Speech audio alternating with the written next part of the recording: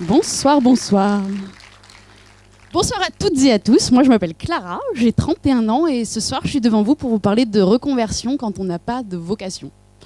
Donc ça c'est moi, voici ma petite famille, donc moi je suis la petite d'une fratrie de 4 comme vous le voyez. On est né en Alsace, on a grandi en région lyonnaise, moi j'ai fait mes études à Toulouse, à Compense-Caffarelli, pour finalement atterrir à Paris pour le travail, comme beaucoup de gens.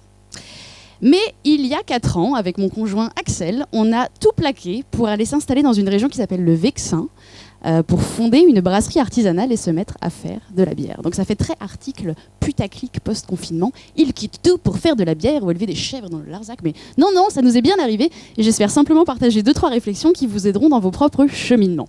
Moi, pour refaire l'histoire depuis le début, j'ai commencé par une prépa, une école de commerce. J'ai rapidement rejoint le bureau des arts. Je me suis spécialisée en management des activités culturelles et en économie sociale et solidaire. Comprenez, je ne me sens pas trop à ma place. Mais j'ai trouvé des gens comme moi et ça, c'est assez rassurant. Nous ne sommes pas tous faits dans le même moule. Ensuite, parce qu'il faut financer cette école qui coûte néanmoins 8 800 € par an. Et que ça ne se trouve pas sous le sabot d'un cheval. J'ai pris un contrat d'alternance. Et je suis sales representative. Je vends du service informatique, je vends des prestataires, je mets des gens en mission. Bref, je vends des gens. Donc je pense que vous pouvez commencer à percevoir une forme de dissonance cognitive qui ne fera que se développer. J'accélère un petit peu sur les 8 années qui suivent, où je passe du commerce au marketing, à la com, à l'innovation. Bref, je touche à plein de trucs, je m'éclate, c'est hyper varié. Je suis promue, j'ai de la reconnaissance, je suis même bien payée. Bref, globalement, j'ai tout pour être contente. Mais au fond de moi, ce sentiment lancinant que je ne suis absolument pas à ma place. Ce syndrome de l'imposteur, mon conjoint le vit aussi. Lui, dans le jeu vidéo, il a choisi un métier passion qui s'avérera être une grosse déception. Plan social, burn-out, management toxique. Je dis ça en souriant, mais voilà, c'est le lot de beaucoup de personnes aujourd'hui. Ça précipite des réflexions qu'il faut vraiment changer quelque chose, mais ça, c'est sans compter les accidents de la vie.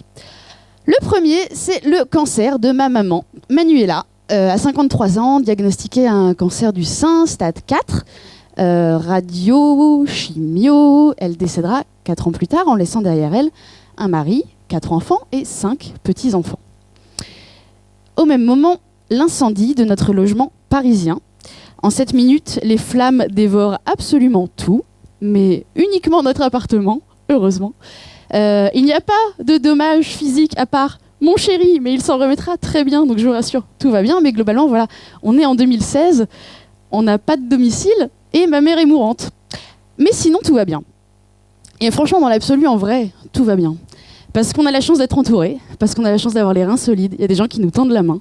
On a envie d'être globalement positif, parce qu'on ne va pas se buter quand même. On a une pulsion de vie.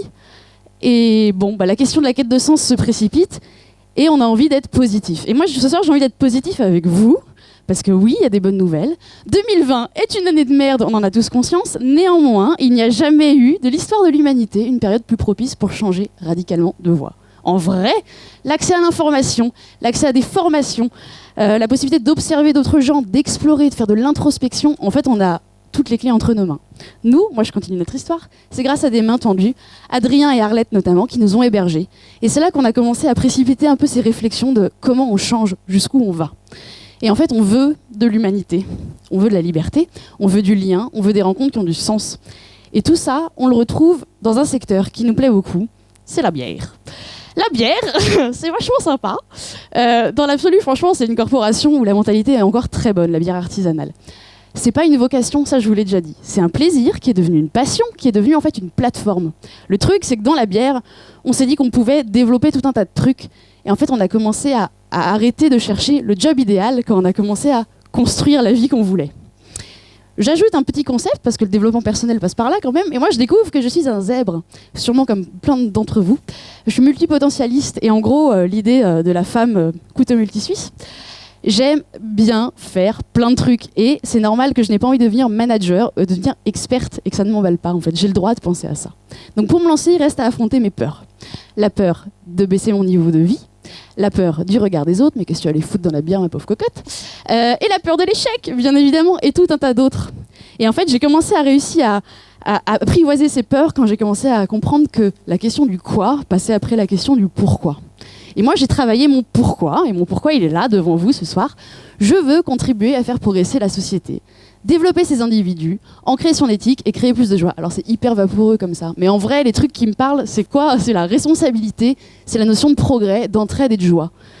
Et ça résonne vachement bien devant vous ce soir, donc je suis hyper contente. Bah les masques, moi je l'ai encore autour du cou. On a décidé de se lancer, on est passé à l'acte. Axel d'abord, moi ensuite. Globalement, ça fait 1 an que j'ai quitté mon taf.